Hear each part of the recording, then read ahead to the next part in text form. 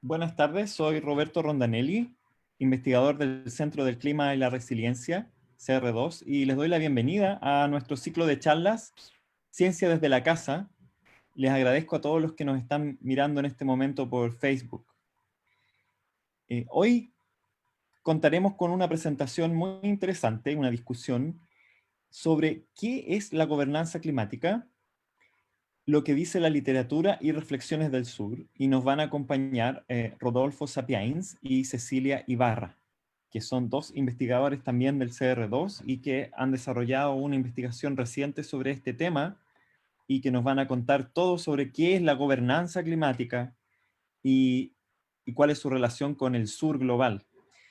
Quienes deseen hacer preguntas nos pueden escribir en la sección de comentarios del video y las vamos a tratar de leer en la presentación, durante la presentación, para que puedan ser respondidas. Les presento primero a nuestro primer panelista, Rodolfo Sapiains. Él es doctor en factores psicológicos y gestión ambiental de la Universidad de Queensland, Australia, y es profesor asistente del Departamento de Psicología de la Universidad de Chile. Rodolfo nos acompaña hoy día desde Punta Arenas, ¿cierto, Rodolfo? Así es. Muchas gracias, Roberto. Bueno, y también aprovecho de presentar inmediatamente a Cecilia Ibarra, nuestra segunda panelista. Cecilia es también doctora en Política Científica y Tecnológica de la Universidad de Sussex, Reino Unido. Ella es especialista en, como les dije, en política científica y tecnológica. Su trabajo de investigación se enfoca en el rol de la ciencia, en la gobernanza climática, también en la historia de la ciencia. Cecilia nos ha acompañado en otra ocasión con otra pareja, sí, en otra de estas presentaciones de ciclo de charlas del día miércoles. Hola Cecilia, desde Santiago la Cecilia. Sí, desde Santiago. La otra vez estábamos en Toulouse, ahora ya estamos de vuelta. Súper. Entonces, sin más preámbulo, Rodolfo, por favor, el escenario es Gracias. todo tuyo. Muchas gracias, Roberto. Voy a empezar a compartir la pantalla, la presentación que preparamos con Cecilia. Bueno, esta es una presentación que la vamos a hacer en conjunto con Ceci, entonces nos distribuimos distintas secciones, así que nos vamos a ir dando la palabra. De todos modos, la idea también es que podamos dejar un buen espacio de tiempo para las preguntas que vayan saliendo y ojalá salgan hartas preguntas. Así que, bueno, vamos a comenzar. Entonces, esta presentación tiene que ver con una pregunta general sobre qué es la gobernanza climática, que es un concepto que se está hablando, del cual se está hablando cada vez más, y frente a lo cual el equipo de gobernanza e interfaz ciencia política del CR2, del que somos parte con Cecilia, desarrollamos un trabajo que es lo que les vamos a presentar ahora, ¿no? Una revisión sistemática de la literatura que además fue interdisciplinaria y que nos permitió delinear de qué se trata este concepto de la gobernanza climática de acuerdo a lo que se está hablando en la literatura de corriente principal, ¿no? Especializada. Entonces, vamos a presentarles brevemente el contexto desde donde situamos esta investigación, los métodos, y de ahí para entrar de lleno en los resultados y la discusión con las ideas más importantes y los mensajes que queremos transmitir en las conclusiones. Bueno, como les decía, es un resultado de un trabajo de equipo que nos tomó cerca de 2 años, en el cual también está Guadalupe Jiménez, Raúl O'Ryan, Gustavo Blanco, Pilar Moraga y Maisa Rojas, nuestra directora. Bueno, este trabajo se sitúa también en la discusión sobre gobernanza climática que instala el tema del cambio, donde se instala el tema del cambio climático en la lógica del antropoceno, ¿no? Como la manifestación más importante, o una de las más importantes y evidentes del antropoceno, junto con la pérdida masiva de biodiversidad. En ese contexto, el cambio climático lo abordamos como un wicked problem, o problema perverso, porque es un concepto que nos permite situar la búsqueda de aproximaciones para entender este problema, no desde tratar de conseguir la solución perfecta, sino de entender que se trata de un problema multicausal, con múltiples responsables, con motivaciones distintas para enfrentarlo, donde no hay una sola solución y donde todos estos factores están de una u otra forma interactuando y haciendo que el problema vaya modificándose, ¿no? Es un problema extremadamente complejo, enredado, con demasiadas aristas, y que las acciones que podemos tomar para enfrentarlo son también con consecuencias que no necesariamente podemos anticipar. Más aún, se habla del cambio climático como un super wicked problem, ¿no? Porque realmente lo que necesitamos hacer son transformaciones tan profundas que implican cuestionarse, por ejemplo, la continuidad de un sistema de libre mercado, la cultura consumista y pilares de nuestra sociedad que constituyen, digamos, la base sobre la cual se ha construido la civilización occidental, ¿no? y el mundo global en estos momentos. Entonces, la idea es que necesitamos, por lo tanto, ante esta complejidad, una aproximación que sea interdisciplinaria, pero al mismo tiempo que involucre a la mayor cantidad de actores sociales posible. Y es ahí donde aparece el concepto de gobernanza, ¿no? La literatura de la gobernanza ha mostrado una evolución desde esta idea de que las decisiones se toman arriba y para que las acaten los que están abajo, hacia una visión mucho más dispersa, ¿no? del poder y de la toma de decisiones, Rodolfo, donde parecen, ¿sí? te puedo pedir una clarificación para el público Por supuesto. general nomás, porque yo, de hecho, yo no sabía lo que era la gobernanza nomás, ni Ujú. siquiera la gobernanza climática. ¿Qué es la gobernanza? Muy buena pregunta, Roberto. Está en la diapositiva que viene, así que te lo vamos a responder Ya, enseguida. listo. ¿Mm? Eh, Lo importante es que en este proceso de toma de decisiones, lo que hoy día estamos viendo es que aparecen actores que antes no eran tan importantes y ahora empiezan a ser cada vez más relevantes en la literatura y en distintos espacios de toma de decisiones, como los actores no estatales, las organizaciones sociales, por ejemplo, y actores subnacionales, como pueden ser lo que ocurre a nivel de ciudades, por ejemplo, ¿no? Eh, entonces, la idea es cómo integramos todas estas complejidades en un concepto que tiene que ver con, fundamentalmente, tomar decisiones, y aquí está la definición de gobernanza que pedía Roberto. eh, la podemos entender como un proceso para dirigir organizaciones sociales, actividades económicas a través de la acción colectiva de acuerdo con objetivos comunes, ¿no? Eh, Hay elementos que son muy importantes acá y que luego lo aplicamos, ¿no? a la gobernanza climática propiamente tal, y que tiene relación con toma de decisiones asociadas al cambio climático, ¿no?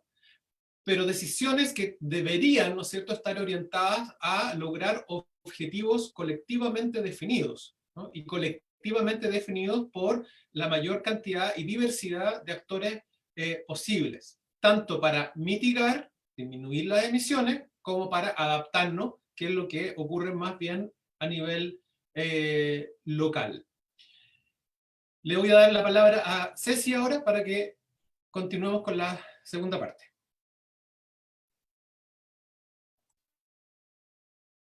Está sin micrófono, Ceci. Gracias. Partiendo de esa noción general de que la gobernanza es la manera, el proceso en que las sociedades toman decisiones hacia objetivos comunes, en particular hacia los objetivos que tienen que ver con la acción climática, nosotros sabíamos que había más que entender de esto y se había hablado incluso en reuniones ampliadas en el CR2, era un tema, entonces nos pusimos a la tarea de averiguar qué es gobernanza climática en la literatura, que es la que generalmente nosotros usamos para nuestras investigaciones, que es la de corriente principal, que ya vamos a ver a qué se refiere. Pero la manera de entrarle a este universo gigante de bibliografía era a partir de un trabajo anterior que habíamos hecho también en el área cuyo autor principal fue Rodrigo Arriagada, y participó un grupo grande de gente del CR2 que tenía que ver con una reflexión sobre la gobernanza climática en el antropoceno, en Chile, y salieron las cosas que dijo recién Rodolfo, ¿verdad? De que había que considerar distintos actores, distintos niveles y sus interacciones, cómo se lograban estos acuerdos, cuál era el papel de la ciencia y la interacción entre los distintos tipos de conocimiento. Entonces estábamos buscando definiciones que se hicieran cargo de estos temas en la literatura. Y también queríamos explorar qué grado de integración había de enfoques desde el sur global. Al principio era fue un tema que fue creciendo en importancia durante el proceso de revisión de literatura, porque lo que queríamos finalmente era contribuir a la discusión en curso desde nuestra particular perspectiva, que es de un centro de investigación en Latinoamérica. Entonces, no era que quisiéramos proponer un nuevo enfoque, pero sí discutir lo que había desde nuestra situación, especialmente para abordar futuras investigaciones y debates. Entonces, lo que nos pusimos a hacer y los métodos, si lo cambias, por favor, Rodolfo, o puedo cambiarlo yo, no. Oh, sí. Bueno, fue hacer esta revisión sistemática de literatura. Ese título es importante porque es un método bien conocido, en que se hace una revisión exhaustiva. Es un tipo de revisión bibliográfica bien particular que cubre un amplio universo de acuerdo a ciertos criterios. Entonces, lo más importante es definir esos criterios. Y como les decía, queríamos nosotros saber qué decía la corriente principal, es decir, los artículos indexados en dos bases de datos importantes en nuestro trabajo, que son Web of Science y Scopus. Artículos en inglés recientes del 2009 al 2017, y empezamos este trabajo en el 2018. Y llegamos a una fórmula después de una búsqueda inicial en que nos dimos cuenta que ha ido cambiando el concepto y que si bien se hablaba antes de gobernanza ambiental, ahora más bien climática, y buscando los dos lográbamos tener llegar al universo que nos interesaba. Dale. Bueno, en el paper está el proceso que seguimos, en que está el criterio un poco chiquitito, así que ese el que sigue tiene más, está más grande la letra para que se los pueda contar. El que sigue. Ese. Bueno, en base a ese criterio de selección que les mostré, ¿verdad? En base al título, encontramos 1157 artículos y eso los revisamos. 2 personas, Guadalupe Jiménez y yo, hicimos una revisión de todos los resúmenes y todos los títulos en base a unos criterios que ya teníamos, que se refieren a lo que dije al principio. Esto nos permitió identificar 172 artículos y luego otros 2 miembros del equipo, Rodolfo y Raúl O'Ryan, hicieron una doble lectura de nuevo de todo eso con un más refinado set de criterios para identificar si habían contenidos teóricos, definiciones que pudieran contener ese material.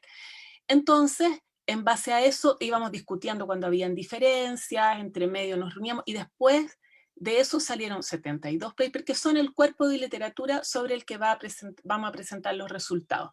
Que esto tuvo una revisión exhaustiva, ahí fuimos 6 revisores, incluyeron Gustavo Blanco, Pilar Moraga, y nos repartimos todo eso para hacer doble lectura en base a unas fichas acordadas y tratar de entender qué era lo que dice esta literatura, cómo lo define. Y bueno, a partir de esas fichas son los resultados que vamos a mostrar a continuación. Una nota, porque va a salir después de los resultados. ¿Qué significa esto del sur global? Es un concepto que podría ser muy cuestionable. Nosotros optamos por una manera muy pragmática. Dijimos, vamos a incluir a países que están en el anexo 1 del protocolo de Kioto, que son más bien los países ricos y industrializados, que incluyen Australia, Nueva Zelanda y Japón también, y los otros países, los que no están en el anexo 1, son los no industrializados, está toda América Latina, África y Asia en general. Entonces, esto, como les digo, podría ser, si uno empieza a hacer un análisis bibliográfico y a clasificar por país, puede pensar el autor principal, qué pasa con los otros autores, el autor puede tener más de una afiliación, más de una nacionalidad, todo eso se podría hacer, pero van a ver que para el nivel para el problema y el nivel de presencia del sur en esta literatura, esto fue suficiente, esta definición. Cecilia, déjame preguntarte otro poco sobre el sur global. Entonces, por ejemplo, más bien no es una definición geográfica, sino que más bien tiene que ver con una definición más de desarrollo. O sea, bueno, hay muchas definiciones, pero sí, en general cuando se habla de sur global, sí, tiene que ver con desarrollo, pero claro, al final queda geográfico porque coincide que tienes a los países industrializados todos, la mayoría en el norte, y a los no industrializados en la mayoría en el sur. Entonces, por eso Ya. se habla... Pero Australia y Nueva Zelanda no son el sur global, a pesar de que están al sur. No, por su nivel de riqueza y de desarrollo industrial. Ya, súper. Muchas Pero gracias. Rodolfo igual va a retomar después como los resultados del tema, se puede volver a conversar de eso. Ah, bueno. Bueno, me continúo con los resultados, entonces. Bueno, la principal tarea nuestra en un principio era identificar a qué se referían los textos cuando hablaban de gobernanza. Y aquí creo que es importante señalar que la gobernanza, para personas que no están familiarizadas con el concepto, muchas veces se habla de gobernanza como si fuera sinónimo de gobierno, ¿no? Y la gobernanza es mucho más amplia que el gobierno. Incluye las instituciones públicas, pero va más allá. Y dejando eso claro, lo que hicimos fue ordenar, ¿no? Analizar los contenidos de esas definiciones y encontramos que podíamos agruparlas en estos 6 grandes categorías, ¿no? Y acá están los artículos de cada una de ellas. Entonces, ¿qué es lo que significan esas etiquetas? Entonces, básicamente nosotros identificamos que habían 6 grandes grupos. Por una parte estaba la literatura donde la gobernanza se asumía como algo esencialmente, siempre hablando de toma de decisiones colectivas, hacia objetivos comunes, donde lo definitorio tenía que ver con reconocer que hay una diversidad de actores, que esa diversidad de actores además es creciente, y que hay distintos niveles de gobierno, ¿no? Y que a su vez esos niveles y esos actores interactúan tanto de manera vertical como de manera horizontal, ¿no? Y que por lo tanto es sumamente importante descentralizar la toma de decisiones y asumir que hay distintos lugares, ¿no? En donde se están tomando decisiones relacionadas con el clima. Entonces, eso es lo multinivel. Lo global tiene más que ver con la tradición que podríamos representar con el actor del IPCC, de Naciones Unidas, donde el rol central es atribuido a las organizaciones internacionales y también a los estados nacionales.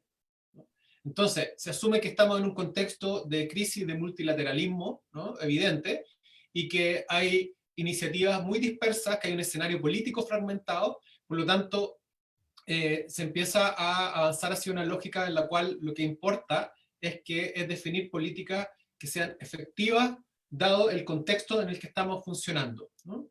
Es una lógica, una mezcla top-down, bottom-up, porque finalmente son los países los que llegan a acuerdos, esos acuerdos suben a un escenario global y de ahí vuelven a bajar hacia los países donde tienen que implementarse, a los territorios. Eso es lo global. Lo transnacional está dentro de una familia donde también está lo policéntrico y lo adaptativo, pero decidimos dejarlo aparte porque es un cuerpo de literatura que básicamente es la teoría neoliberal aplicada a los problemas ambientales, donde los actores privados y sus alianzas, especialmente alianzas multinacionales, de grandes empresas o grupos influyentes de este sector ideológico económico, ¿no? Son los que empiezan a influenciar y de alguna u otra manera a economizar la discusión sobre el medio ambiente y sobre el cambio climático, ¿no? Y de ahí uno ve cómo en los últimos 20 años se ha ido incorporando el lenguaje económico a la discusión sobre el cambio climático, ¿no? Por ejemplo, mercados de carbono, ¿no? Ese tipo de soluciones, ¿no? Porque finalmente a lo que apuesta lo que se apuesta en este enfoque es a soluciones tecnológicas que van a ayudar a enfrentar el problema del cambio climático a través de incentivos al mercado, ¿no? Para hacer esas inversiones, ¿no? Y de políticas, ¿no? Que puedan ir en la misma dirección. Y por otro lado está la gobernanza policéntrica, que ha crecido mucho la literatura en esa línea, que es de la tradición de Ostrom, donde el foco está en la cooperación, en la participación comunitaria en los actores no estatales y en redes descentralizadas, ¿no? Dispersas, más horizontales, para tomar decisiones principalmente relacionadas con adaptación local, pero que de alguna u otra forma aspira a tener influencia también en otros niveles, ¿no? Y en ese sentido conectarse también con los multiniveles. Lo adaptativo en específico tiene que ver con este giro en la literatura, que también fue muy evidente, un giro de los últimos 10 años, desde el foco en la mitigación al foco en la adaptación, ¿no? Y en la construcción de resiliencia. Y aquí lo interesante es cómo se empiezan a sistematizar y a analizar las experiencias locales, las respuestas que ocurren en los territorios, más allá de las iniciativas globales. Acá el foco está en lo que ocurre a nivel de una ciudad, de una comuna, de un pueblo, etc. Y finalmente está la gobernanza experimental transformativa, que va más allá y empieza a introducir estos conceptos de transformación, de pensar unas soluciones que vayan más allá de mejorar lo que tenemos, sino de transformar la forma en que estamos relacionándonos con el medio ambiente y también en que estamos tomando las decisiones, donde aparecen elementos experimentales en el sentido de, por ejemplo, analizar, sistematizar y evaluar las experiencias de gobernanza, ¿no? Que es algo que uno podría decir que es como un poco obvio, pero sabemos que no es obvio porque no se hace, ¿no? O no se hace con la frecuencia que uno le gustaría, y donde al mismo tiempo se releva el rol del conocimiento como uno de los factores más importantes, y aparece esta relación entre el conocimiento de la ciencia y el saber tradicional. Entonces, esos son como las 6 grandes etiquetas que tenemos, 6 grandes clusters, grupos, que agrupan lo que encontramos, y un par de observaciones antes de dar la palabra a Ceci nuevamente para discutir los aspectos más importantes. En general, lo que uno observa en la literatura es un avance desde enfoques de gobernanza muy top-down, muy desde arriba hacia abajo, a enfoques más basados en la comunidad, ¿no? Probablemente nuestro diagnóstico, que bueno, puede ser bastante evidente también, tiene que ver con la crisis del multilateralismo para lograr acuerdos globales, la emergencia de personajes como Donald Trump, aunque las resistencias al cambio climático en Estados Unidos vienen de antes, Donald Trump, no le echemos la culpa a él de todo, y que eso ha traído mucha desilusión, pero al mismo tiempo oportunidades para que aparezcan nuevos actores, y para que empiecen las ciudades, los estados, no nacionales, sino en estados regionales, a tomar iniciativas por su cuenta. Pero al mismo tiempo vemos una creciente influencia neoliberal, ¿no? En todo esto, en la forma de entender el cambio climático y la toma de decisiones, y este giro donde el Estado era el principal actor a algo más policéntrico, ¿no? Son cosas que aparecen como transversales en la literatura. Y, perdón, y por otra parte, lo que nosotros quisimos hacer es poder darle algún tipo de utilidad más práctica a esto, y encontrar como elementos comunes que pueden darnos cuenta de las diferencias entre estos distintos grupos. Entonces, esto es más simple de lo que parece. El eje horizontal básicamente va desde la mejora, ¿no?, sociotécnica, hacer mejor las cosas que estamos haciendo, a la transformación sociotécnica, es decir, hacer las cosas de otra forma, ¿no? Y el eje vertical tiene que ver con aquellos enfoques de gobernanza más institucionales, como relacionados con la ONU, con los estados, a aquellos más basados en la comunidad. Y ahí los clasificamos y vemos que en el fondo cuál es la característica principal de los enfoques. Por ejemplo, lo global es jerárquico, ¿no? Hay un tema de jerarquía que es importante. Lo policéntrico tiene que ver con comunidades autoorganizadas, autogestionadas, ¿no? Lo transnacional, hay una codependencia en términos de Estado y actores privados, por ejemplo. Y esto es una matriz que nos pareció interesante de proponer como para conceptualizar y al mismo tiempo ilustrar las diferencias y similitudes de los distintos clústeres. Finalmente, la pregunta sobre ¿está o no la perspectiva del sur en la literatura de corriente principal? La respuesta es no, no está la perspectiva del sur. el primer autor del 82% de los más de 1000 artículos que Ceci y Lupe revisaron sus abstracts en particular, están afiliados a instituciones de la Unión Europea, Estados Unidos, Japón, Australia y Nueva Zelanda, y ninguno de los trabajos que revisamos ofreció perspectivas del sur, ni marcos teóricos latinoamericanos, por ejemplo, etc.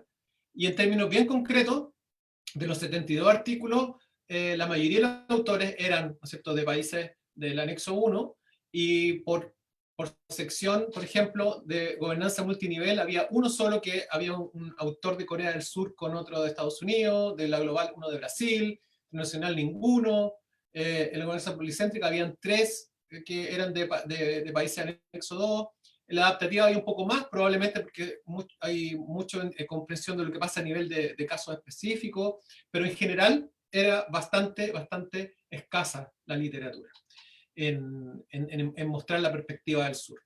Le doy la palabra a Ceci. Gracias. Bueno, como ven en los resultados que mostró Rodolfo, ¿verdad?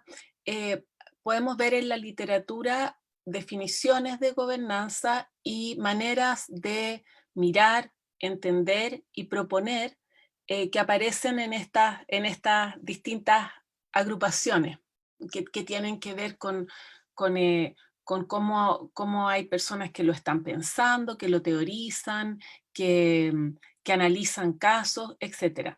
Pero toda esa literatura tiene algunos aspectos comunes, que son bastante básicos, pero yo creo que son importantes porque son lo que está, lo que une toda la literatura de gobernanza climática, es que el Estado aparece como un actor que mantiene su rol importante, pero se problematiza ese rol y no es el único actor. O sea, en esta toma de decisiones consensuada hacia la acción climática, la integración de otros actores se muestra en todo esto, su importancia y que no se puede entender esa toma de decisiones si no se consideran otros actores. Las relaciones entre estos actores sociales, eso sí, son cada vez más complejas, y en esa complejidad lo que está, ¿qué es lo que hay que mirar? ¿Dónde uno tiene que mirar para entender esos procesos de toma de decisiones? Tienen que ver con los niveles nacionales, supranacionales, regionales, etcétera, y también los actores de distinto tipo, privados, públicos, etcétera. Son esos niveles que complejizan las relaciones. Y en todos ellos también hay un llamado a mirar las cosas, a buscar maneras de hacer las cosas de otra forma. Es decir, hay un llamado hacia la transformación en el sentido de que hay un cierto descontento con cómo se han tomado las decisiones hasta ahora, porque los resultados son magros, ¿verdad? Entonces, ahí aparecen desde lo exploratorio hasta lo crítico, pero ese es el consenso que hay en la literatura, de que hay que buscar más allá. Y además, desde el punto de vista del sur global, ya lo dijo Rodolfo, no hay una reflexión propuesta desde otras perspectivas, y nosotros no creemos que sea porque no hay producción académica, que podría ser una respuesta, sino que más bien creemos que tiene que ver con que está en otras partes, no en esta literatura, que es la que nosotros nos propusimos buscar. Hay trabajos actuales. El viernes pasado un taller del CR2 en que estaba un investigador, Julian Van Hulst, de la Universidad Católica del Maule, que está iniciando un Fondesit, por ejemplo, en lo que ha sido la producción sobre gobernanza climática referida a Chile. Entonces hay mucho que buscar todavía, pero como sea, esa literatura no tiene presencia en este cuerpo de corriente principal, que es muy relevante en la evaluación y la producción de ciencia en general en Latinoamérica, por cómo están los sistemas de evaluación, etcétera, etcétera. Y como les decía, eso tiene que ver no solo con que no se escriban casos, sino que no se aprovecha la tradición teórica que existe en pensamiento ambiental latinoamericano. Bueno, creemos que ahí hay un vacío que en las conclusiones retomaremos. Y Dale. Y que además fue importante porque fue creciendo ese tema durante nuestra investigación, porque de alguna manera nos sorprendió que fuera tan profunda este vacío. Bueno, y las otras características comunes están en el tema de que también hay un reconocimiento que la ciencia tiene un rol en esta gobernanza, es decir, es un actor más en estas decisiones. Bueno, ya decía que el problema es que si es un actor más, en algunas partes hay más producción que puede ser atingente a las problemáticas locales y en otras no. En general, en todo caso, se entiende la participación del conocimiento como ciencia formal producida en la academia, principalmente.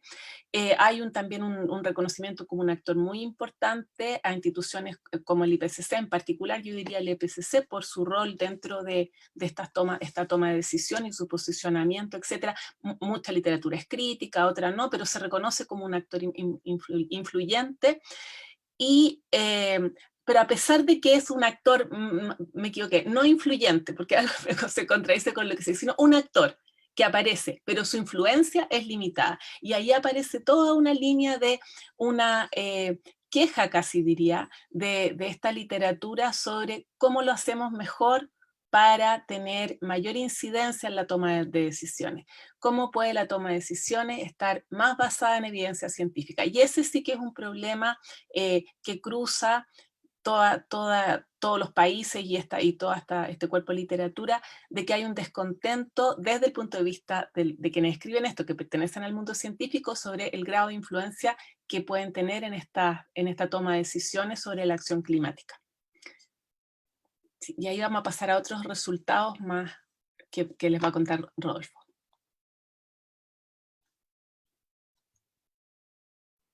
Bueno, entonces, lo que encontramos como también elementos transversales es que muchas propuestas sobre enfoques de gobernanza que incluso dentro del mismo CR2 consideramos que tienen potencial y que resultan atractivos, como la gobernanza policéntrica, por ejemplo, no necesariamente van a poder ser implementados de la misma manera en que se ha hecho en otro tipo de contextos de tradición más o de influencia más anglosajona, principalmente porque hay características propias de nuestra región y de nuestro país que no pueden sacarse del análisis, ¿no? Y que a la base tienen, por ejemplo, tradiciones autoritarias. Casi todos los países latinoamericanos tienen historias recientes en términos históricos, ¿no? De dictaduras militares, por ejemplo, ¿no? Y también hay una tradición, hay una cultura individualista muy fuerte, ¿no? Que contrasta con lo que ocurre en otras latitudes respecto a el valor de lo comunitario en términos de su capacidad de autogestión, ¿no? No estamos diciendo que acá no hayan comunidades, sino la posibilidad que las comunidades tienen para incidir en la toma de decisiones en tradiciones anglosajonas es mucho mayor que el que existe en Latinoamérica. Por otro lado, el tema de lo participativo, que aparece también como un elemento importante y relevante para nuestro contexto, tampoco se puede desvincular de la asimetría de poder, de la desigualdad que existe en nuestro país, para que no nos alejemos tanto, en que, por ejemplo, en el sistema de evaluación de impacto ambiental, claro, puedes tener al dueño de una gran empresa multinacional junto con dirigentes de juntas de vecinos, y decir, bueno, vamos a participar de la toma de decisiones, pero evidentemente que hay desigualdades de acceso a recursos, ¿no? Desigualdades relacionadas con acceso a educación, a información, etcétera, etcétera, que no pueden ignorarse, ¿no? Y que van a condicionar, por lo tanto, el éxito de cualquier sistema de gobernanza que se pudiese implementar. Y por otro lado también está la tensión respecto a que, si bien incorporar nuevos tipos de conocimiento, como se proponen los enfoques más experimentales, transformacionales, suena como algo que también nos parece necesario, es también importante situarlo dentro de una lógica en que el conocimiento científico es claramente, tiene una valoración distinta a los saberes tradicionales, y eso a su vez depende mucho de quién esté haciendo esa evaluación, ¿no? pero hay una desigualdad en términos de valoración social de ciertos saberes que también es importante de considerar. Y en relación en particular al tema de la ciencia, también nos pareció importante que, si bien aparece la ciencia, recordemos que el cambio climático es un tema que existe por la ciencia, ¿no? Y que el IPCC es un espacio de gobernanza importante, como parte de una gobernanza global sobre el tema, que tiene una raíz científica. Fue la ciencia la que puso el tema, ¿no? Sin embargo, también nos parece importante de considerar que no se puede hacer el análisis sin considerar el contexto científico donde hay comunidades, ¿no es cierto?, de investigación científica pequeñas, con pocos recursos, con menor influencia, como ocurre en otros países del norte. Basta ver la inversión de Chile en ciencia, ¿no?, del PIB comparado con los otros países de la OCDE, por ejemplo, ¿no?, para no ir más lejos, y que por lo tanto, al momento de reconocer el rol de la ciencia en la gobernanza, las limitaciones financieras para desarrollar una comunidad de investigación que pueda levantar y posicionar evidencia científica de primer nivel en muchísimos ámbitos, ¿no?, que implica el cambio climático, tienen que entonces redefinir una política, ¿no?, en la cual la asignación de recursos para investigación permita que la ciencia tenga ese rol en la gobernanza. Pusimos ahí el ejemplo del anteproyecto de ley de marco de cambio climático, donde la ciencia aparece mencionada con un rol importante, con comités, con el principio de tomar decisiones en base a evidencia científica, pero necesitamos inversión, ¿no? No más recortes, sino necesitamos aumentar la inversión en ciencia. Bueno, y para ir ya cerrando, también nos parece importante que Chile y países del sur global dejen de implementar y evaluar las fórmulas del norte como si fuesen recetas, ¿no?, que ocurre lamentablemente a veces, pero eso no significa que estemos diciendo que todo lo que viene del norte está mal, ¿no? Creo que eso es un mensaje muy importante. Hay cualquier cantidad de aprendizajes y de modelos, la misma perspectiva de Ostrom, que pueden ser muy relevantes, ¿no?, y aplicables a la realidad latinoamericana y de Chile, pero necesitamos establecer diálogo con propuestas que vengan desde el sur y que recojan nuestras propias particularidades, ¿no? Y al mismo tiempo ir aún más allá, que la propuesta de varios teóricos de la línea de coloniales, por ejemplo, de que el sur tiene las capacidades para ponerse a la vanguardia e empezar a instalar perspectivas que no están siendo consideradas en los discursos sobre cambio climático habitualmente, ¿no? Discursos sobre perspectiva de las mujeres, comunidades indígenas, comunidades rurales, latinoamericanas, ¿no?, desde el cual se pueden construir nuevas representaciones del cambio climático como problema y de sus soluciones, y en particular de lo que nos interesa hoy día, de cómo tomamos las decisiones para enfrentarlo. Ceci, te dejo para cerrar. Yo, bueno, me adelanto al chat que Danae decía si habrá un sesgo al buscar en esta literatura. Lo que pasa es que nuestro objetivo era saber qué decía esa literatura, que por nuestra actividad profesional, actividad de investigación, es importante saber qué dice. A eso nos pusimos a hacer. Entonces, en ese sentido, buscamos ahí y ahora sabemos lo que ahí hay y lo que ahí no hay.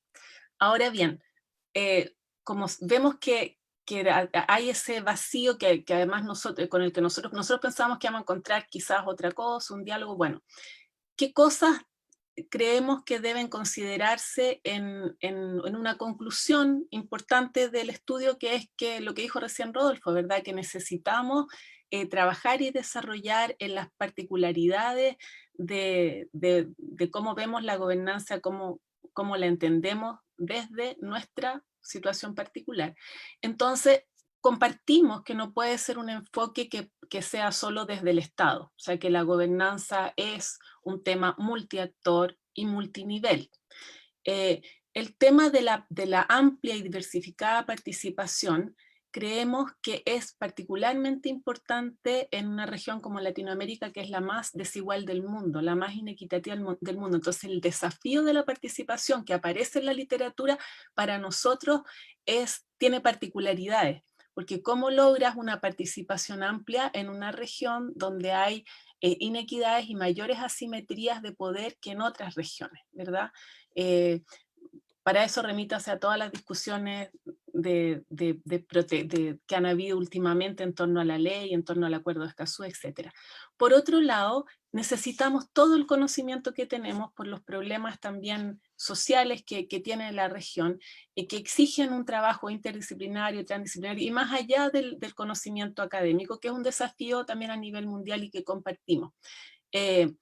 Tenemos problemas de coordinación, tal vez, que aparecen también, pero creemos que habría que tratarlos, porque los distintos niveles de tomas de decisión, en particular en el caso chileno, con su alto nivel de centralización, los problemas que hay de capacidades a lo largo del país, ¿verdad?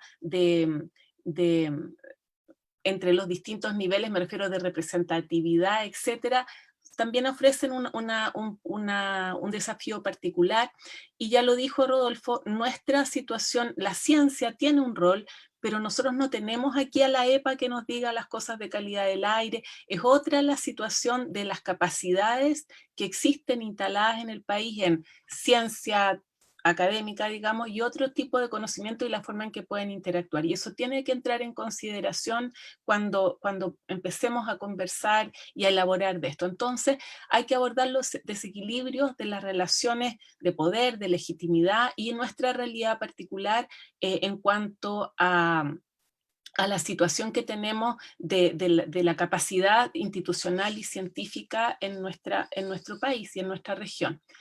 Y eso ahora para terminar, lo vamos a resumir en una cita que está del artículo, ¿verdad? Es que de eso estamos empezando. Esa flecha es como, bueno, algunas ideas de lo que estamos trabajando ahora y que probablemente otros también y podamos dialogar con ellos, tal vez hasta estén aquí.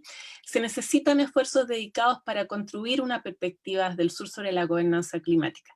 Es cierto que puede que ya haya mucho en alguna literatura que no es la que revisamos y por ahí también hay que empezar, ¿verdad? Pero la discusión nos hace falta, de todas maneras. No es la que esté hoy en todos lados. Y esto implica no solo producir más conocimiento a partir de las experiencias situadas en nuestras regiones, sino también desempacar las nociones y prácticas actuales de gobernanza climática a través de los lentes críticos de las teorías que ya existen en el sur global. O sea, igual necesitábamos saber qué dice esta literatura. Para nosotros, al menos como centro académico de excelencia, era algo que teníamos que resolver, y creemos que este primer paso, o no sé si primero, porque no tiene un orden, ¿verdad? Podríamos haber empezado por otro lado, pero es una etapa que creemos que este trabajo permitió cumplir. Gracias. Muchas gracias, Ceci y Rodolfo, por esta presentación tan interesante sobre... Un poco yo quedé un poco... yo pensaba, bueno, hoy día me empecé a leer el paper, así que yo sabía un poco de qué se trataba la presentación, pero es una presentación de ciencia sobre la ciencia, ¿cierto? Porque ustedes lo que están haciendo es levantar qué es lo que se sabe del conocimiento del sur global en el resto del planeta. Finalmente, para nosotros los científicos de las ciencias más duras, la ciencia física, para nosotros es un hecho que, o sea, a nadie se le ocurriría, se le ocurrió a nuestros colegas hace 30 o 40 años, publicar las cosas en español. Pero en realidad desde hace 20 o 30 años que la ciencia física no publican nada que no esté en inglés, ¿ya? Y eso es porque si uno quiere incidir en esta vorágine del conocimiento global, no hay otra vuelta más que publicar las cosas en la lingua franca, ¿cierto? Entonces, un poco recogiendo las preguntas de Dámare y de Mauricio Oces en los comentarios del Facebook, yo quería preguntarles un poco por ese sesgo, ¿cierto? El sesgo respecto de... Porque a mí me queda la duda de si existe o no la perspectiva del sur global. Si uno fuera a revisar la literatura anglo, pareciera que entonces que ni siquiera existe la perspectiva o es muy pequeña comparado con la otra. Y hay una especie de buscar evidencia o de ausencia de evidencia, ¿cierto? Quizás es simplemente que no lo supimos buscar. Eso comenta Damare, comenta también Mauricio Oces, dice, si bien esta búsqueda fue basada en Web of Science y Scopus y no hay presencia en el sur global, existirán otros canales de comunicación donde esta presencia del sur se está manifestando. Preguntarles a ustedes directamente, ¿dónde es que uno encuentra esta visión del sur global como conocimiento, ¿cierto? Son relatos orales, son tradiciones, son literatura en español. Yo puedo empezar, Rodolfo, y quizás tú. Por supuesto que existe. Y lo más interesante es que en particular Latinoamérica es rica en este conocimiento, porque en los años 70, cuando empezó en los organismos transnacionales, ¿verdad? Las Naciones Unidas, etcétera, la discusión sobre el tema ambiental, los pensadores, dentro de los pensadores más influyentes en esa discusión, fueron los pensadores ambientalistas latinoamericanos. Entonces hay una tradición. Nosotros, con otro trabajo que iniciamos en cuanto a particularmente al rol de la ciencia en la gobernanza climática, empezamos a meternos en esa literatura, que hay gente en Chile que sabe mucho de eso también. Lo que pasa es que esa literatura en general, por un lado, mucha está escrita en castellano. Claxo es una buena fuente y, como les digo, hay un proyecto ahora que está investigando sobre esto, así que va a haber más donde ellos van a poder responder esta pregunta. Esperamos conversar con ellos en un futuro cercano. Pero también pasa de que el problema de la gobernanza climática, del cambio climático en el pensamiento latinoamericano decolonial y ambientalista, etcétera, ha visto al cambio climático como una manifestación más de los problemas estructurales de las inequidades globales entre unos países y otros países. Entonces no se rotula como gobernanza climática, en el sentido de que el problema del clima no es un problema particular, en general diría yo en esa literatura, sino que es solo una muestra más de la inequidad que es estructural. Todo eso se los digo como de una primera revisión, ¿no? Pero a lo mejor Rodolfo puede agregar más y sí, pues hay mucho que averiguar ahí. Nosotros estuvimos haciendo un trabajo el año 2018 con el CR2 de un trabajo no la palabra nunca, Rodolfo, un trabajo de empoderamiento, de emancipación de los científicos del CR2, de hacerles esas preguntas. Esto dice esta literatura, ¿es tu experiencia? Y no es su experiencia, no es su experiencia, la experiencia de los científicos del CR2, que todos validan la literatura en inglés porque es su experiencia en sus disciplinas particulares. Todos decían, sí, pero también es súper político, sí, pero al final importan los poderes. Entonces, es una primera manera de entrarle a que esto está muy bien, pero tenemos que pensarlo desde nuestra propia perspectiva. Ya, Rodolfo, ahora sí. Sí. Complementar solamente que también las iniciativas o reflexiones sobre gobernanza también ocurren en la práctica, ¿no? En los hechos. Y como ocurre en otras tradiciones en Latinoamérica, por ejemplo en la psicología comunitaria, históricamente se le ha hecho crítica por la falta de teorización, de conceptualización, que es algo que ha ido cambiando con el tiempo, pero esa falta de crítica esa falta de teorización y reflexión tenía que ver principalmente con que la mayoría de las iniciativas comunitarias estaban apagando incendios, ¿no? Ya sea en contexto de dictadura o post-dictadura, y que en el caso de los problemas ambientales, la gente que hace este tipo de reflexiones a partir de lo que está ocurriendo, está tratando de resolver o de buscar maneras de enfrentar conflictos ambientales y que el cambio climático está intensificando en el momento y en el terreno mismo, ¿no? Y que por lo tanto tampoco se generan muchos espacios como para que me sienta a escribir un paper sobre lo que estoy haciendo, ¿no? Entonces, ahí también hay una brecha que tiene que ver con los recursos disponibles para hacer ciencia en Chile y con la gran cantidad de problemas que tenemos. Entonces, eso también es importante de tenerlo en consideración. Entonces, pensamos que tiene que haber mucho más de lo que nosotros sabemos también, por supuesto, ¿no? Pero es interesante tener este dato, ¿no es cierto?, de lo que ocurre en la línea de corriente principal, ¿no?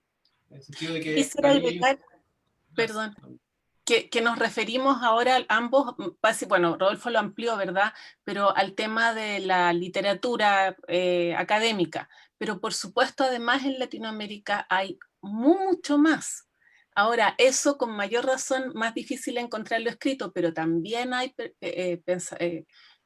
intelectuales, diría, como Silvia Rivera Cusicanqui de Bolivia, que se han dedicado a recopilar historia oral, a meterse en el tema de las cosmovisiones latinoamericanas, en particular en el caso del altiplano, es lo que ella, donde ella trabaja. Entonces, es como dice Rodolfo, está el tema del activismo urgente, que también tiene una posición, ¿verdad? Un conocimiento y un aprendizaje que no está incluido en esto, y por otro lado, tradiciones mucho más antiguas en la región, pero hay maneras. Lo que pasa es que no se hacen por computador poniendo una fórmula, te salen, no, es más difícil encontrarlas, pero por supuesto que existen.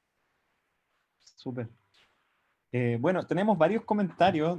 Un comentario bien importante de Laura Gallardo que nos hace ver que también la definición del sur es poética. Hay un poema de Mario Benedetti que se los recomendamos a todos los auditores, que Laura lo pegó ahí en el Facebook, que se llama El sur también existe.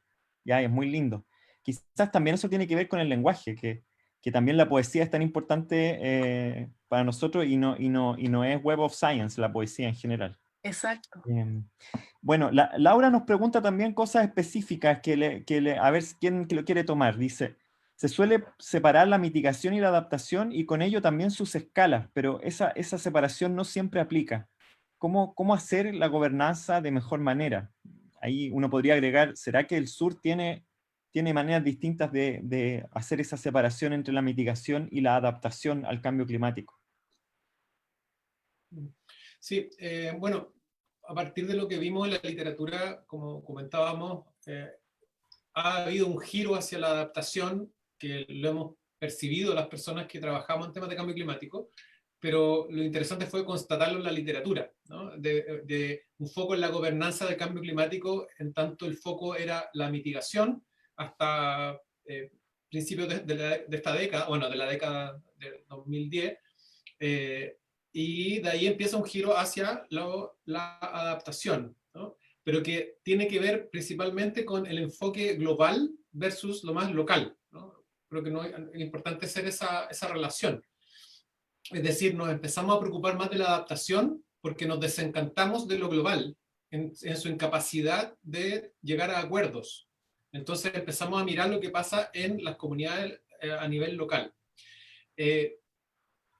Creo que si bien hay acciones concretas de mitigación distintas a la adaptación, también sabemos que hay acciones que son importantes para ambas, ¿no? Que tienen beneficios para ambas cosas. Por lo tanto, y también para otras cosas que no son solo de cambio climático, ¿no? Entonces, la idea yo creo que tiene que ver básicamente con construir un sistema de gobernanza en que la toma de decisiones permita abordar los distintos aspectos del cambio climático sin fragmentar más el problema, porque la realidad política está fragmentada. Entonces, tampoco creo que es una buena idea seguir fragmentando ahora el problema, ¿no? Y dividirlo entre adaptación, mitigación, sin querer decir que esa distinción no sea importante, sino me refiero en que tenemos que hacernos cargo de ambas cosas, ¿no? Rodolfo y Cecilia, también preguntarle, Felipe Ahumada le pregunta, si acaso se está pensando o ustedes vieron en la literatura alguna evidencia de nuevas instituciones, organizaciones que participen de esta gobernanza del cambio climático.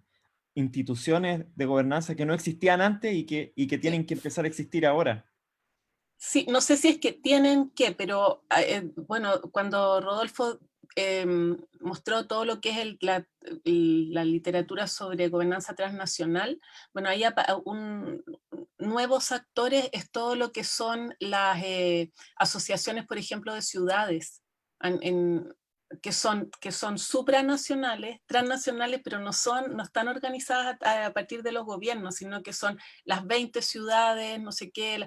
Entonces hay nuevas formas de organización global, es decir, supranacional o meta, como dice Felipe, que no se habían visto antes y que han crecido en importancia. No sé si tú tienes algo que agregar, Rodolfo. Sí, o la red chilena de municipalidades, Por ejemplo, claro. que tampoco es tan nueva, pero es relativamente nueva si lo pensamos en las décadas que llevamos de problema. Pero en general yo creo que ahí uno de los temas más importantes es que esas redes no se desvinculen del resto. Claro. Porque si esas redes funcionan de manera autónoma, por ejemplo, redes de ciudades, y funcionan de manera autónoma y cerrada, que no permite diálogo con otros niveles, tampoco es la solución, porque hay cosas que las ciudades no pueden hacer, ¿no? Entonces, hay límites, ¿no?, para lo que cada actor puede hacer, y de ahí la complejidad de tener un sistema que sí pueda abordar los distintos ámbitos del problema con los distintos niveles y distintos actores. Todo esto en el contexto que tú decías, Rodolfo, de una crisis del multilateralismo de todas maneras. O sea. Nos queda poco tiempo, así que voy a tratar de seguir con las preguntas para que ustedes puedan decir al menos algo para contestarle a todos los que nos han preguntado. Dámare también comenta que un aspecto importante en que el sur global puede aportar es la perspectiva indígena, ¿ya? Los indígenas desaparecieron hace mucho tiempo de Europa, por ejemplo, y esos conflictos no aparecen probablemente en la literatura, y los modelos de desarrollo no capitalistas también, que son visiones que están en general invisibilizadas en los grandes consorcios de revistas científicas. Ahí noto un poco de teoría de la conspiración de Dámare ahí, pero finalmente ustedes publicaron este artículo en una revista de uno de estos consorcios. Así que si ustedes pueden decir algo respecto de esa necesidad de reforzar y visibilizar este conocimiento del sur y estas perspectivas distintas, ¿cierto? Bueno, yo creo que lo que la literatura nos muestra es que hay esta tensión entre, para traducirlo a palabras más simples, la creencia de que se puede enfrentar el cambio climático dentro del capitalismo, ¿no?, versus el que no se puede hacer eso y que hay que cambiar el capitalismo por otra cosa. O mejoramos el capitalismo o inventamos un modelo de desarrollo distinto. Y en ese extremo, en esa tensión, aparece la oportunidad para pensar nuevas formas de relacionarnos con el medio ambiente, ¿no?, nuevas formas de pensar la noción de desarrollo, ¿no?, qué es lo que significa ser un país desarrollado, nuevas formas de superar problemas como la pobreza, la desigualdad, y que ahí está de nuevo la tensión entre, ¿se puede hacer eso dentro del capitalismo o tenemos que diseñar un nuevo sistema? Por lo tanto, todas las posiciones y tradiciones que de algún modo u otro han precedido lo que tenemos ahora y que puedan iluminar lo que venga más adelante, empiezan a tener cada vez mayor espacio, ¿no? Porque empiezan las dudas, si realmente se puede solucionar esto dentro del capitalismo, ¿no? Y eso te invita a pensar en las perspectivas indígenas, el mundo rural, etc. Me corrige ahí, gracias Rodolfo, me corrige ahí mi experto en mundo indígena que en Europa también están los lapones, ya algunas todavía hay comunidades indígenas en Europa que quizás uno podría asociarlas al sur global también, de alguna forma. Tenemos más preguntas todavía y nos quedan apenas 120 segundos. Maisa dice, me parece interesante un punto que aparece como prioritario en la comisión COVID, y me imagino que Maisa está pensando que también que el COVID tiene mucho, la gobernanza del COVID tiene mucha relación también y analogías con la gobernanza climática, que dice, el policy making, o sea, las políticas basadas en ciencia deben ser basadas en evidencia objetiva, y se debe frenar a los políticos y a otros en posición de poder de intentar subverting, sería como interferir con, en este caso, pruebas clínicas y otros protocolos científicos. ¿Cómo se hace para evitar que gente con poder interfiera con las políticas que están basadas en la evidencia dentro de este marco de gobernanza? Bueno, yo creo que es complejo el tema porque lo que veíamos es que la gobernanza es la manera en que las sociedades eh, se ponen de acuerdo en ciertos objetivos comunes y hacia los que, ¿verdad?, se implementan ciertas acciones y cómo se toman esas decisiones, cómo se implementan, quién las implementa. La ciencia es uno más.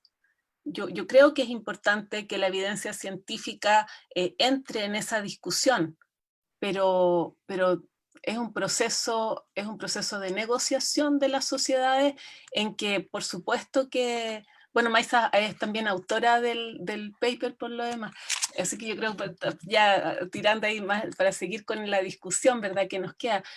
Claro, que la ciencia pueda participar como un actor en el que sea un actor legítimo, creíble, ¿verdad?, relevante, pero de ahí a cómo se toman las decisiones sería, no sé si sería democrático decir de cuál sea el actor que deba prevalecer, pero sí entiendo que el lugar lo que supongo que lo que quiere decir es cómo el lugar que toma la ciencia le permite una participación transparente, significativa, sin distorsiones y que mantenga su legitimidad y confiabilidad frente a la ciudadanía. No sé si, Rodolfo, tú quieres agregar algo al respecto.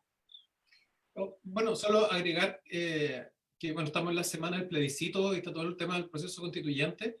Sí, Y sí. para nosotros también fue un tema, una reflexión final, el hecho de que, de que el tema de la gobernanza climática también es una oportunidad de repensar la democracia que tenemos en Chile, ¿no? Bueno, en Latinoamérica en general, en el sentido de que lo que vemos en términos prácticos de la gobernanza climática replica muchas de las cosas que se ven en términos de cómo funciona la democracia.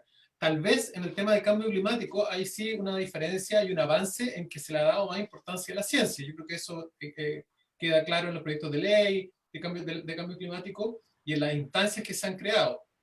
Sin embargo, también existen los mismos vicios, ¿no? De que finalmente las decisiones terminan tomándose principalmente por otro tipo de intereses, ¿no? Y en ese sentido, es como muy importante definir procedimientos que permitan darle un lugar a la ciencia, que permitan evitar ese tipo de distorsiones que señalaba Maisa, pero que al mismo tiempo den espacios para tener comités, o no sé si comité, o considerar el tema ético dentro de la toma de decisiones y también los intereses de las comunidades locales, ¿no? Que son el gran ausente en todas estas discusiones finales sobre qué hacemos ahora con el cambio climático, ¿no? Oye, Sí, estamos ya en los descuentos, minutos suplementarios, ya 2 minutos suplementarios vamos. el Pero minuto quiero que se suplementario. refieran a las últimas 2 preguntas, ¿ya? Yo sé, la Cecilia quería decir algo ahora, pero Rodolfo acaba de contestarle a Mauricio Ose si ven ustedes una relación importante entre el proceso social actual en Chile, estallido social, cambio constitucional, con un eventual cambio en gobernanza climática. Entiendo que la respuesta es afirmativa, Rodolfo, ¿sí? Es como una Sí, oportunidad, tú lo mencionas. absolutamente. Eh, y para Cecilia, entonces, ahora, la última pregunta de Felipe Schlack. ¿Cómo logramos construir una gobernanza ambiental desde los derechos socioambientales y no únicamente desde la economía verde? Bueno, yo creo que están las dos relacionadas. Mi minuto suplementario era acompañando lo de Rodolfo, de verdad, de que el cambio climático es parte, produce, o sea, si no hacemos nada, si no tomamos acción respecto a sus aspectos, si no nos ponemos de acuerdo en qué quisiéramos lograr, por ejemplo, mayor seguridad hídrica, mayor seguridad en el largo plazo, etcétera, aumentan las inequidades, que es parte de la demanda social que tenemos, ¿verdad? Entonces, cuando la pregunta ahora de cómo se logra esa gobernanza, yo creo que parte justamente en la Carta Fundamental y en los acuerdos. Hay varias propuestas respecto punto de que el tema ambiental sea parte de la discusión constitucional. O sea, hay un espacio que da la discusión constitucional, ¿verdad?, para plantearnos cómo la gobernanza climática es incluida de manera democrática y con la participación de diversos actores, entre ellos la ciencia, con un rol preponderante dado cuál es el problema, pero un rol dentro de otros en un proceso democrático, ¿verdad? Y sabemos, hay montones de charlas que tiene el CR2, que ha dado Pilar, sobre todo, sobre las limitaciones que nos ponen a esa discusión y a esa posibilidad de una gobernanza más allá de cómo la define Felipe, ¿verdad? No sé. Sí, sí. La constitución actual.